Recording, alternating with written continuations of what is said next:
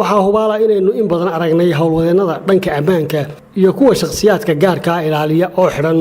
muraayadaha midmadow ee beersoolka waana dadka aynu aragno iyagoo aan mar kaliya ilka cadaynayn mana aha muraayadaha midmadow kuwa loo ekaysiinayo oo qayb ka ah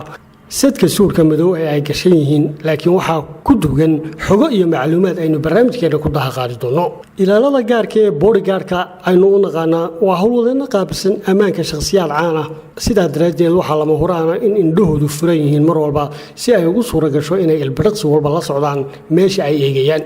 muraayadaha midmadow ee ay xidhan yihiinna waxay u suura gelinayaan inaan cadowgu arag halka ay indhahoodu hayaan ee ay eegayaan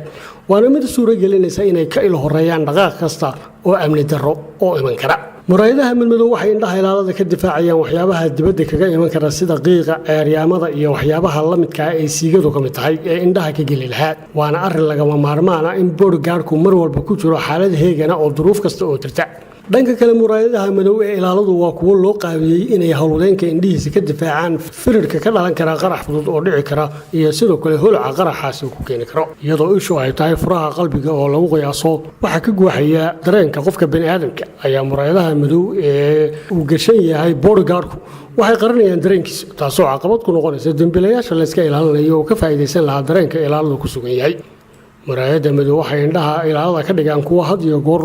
kala furan oo aanay soo gaadhayn ilayska cadceedda iyo xitaa falaashka ka imanaya kamaradaha saxaafadda ee ku foorara mas-uulka siyaasadeed ama maalqabeenka ay ilaaladaasi la socoto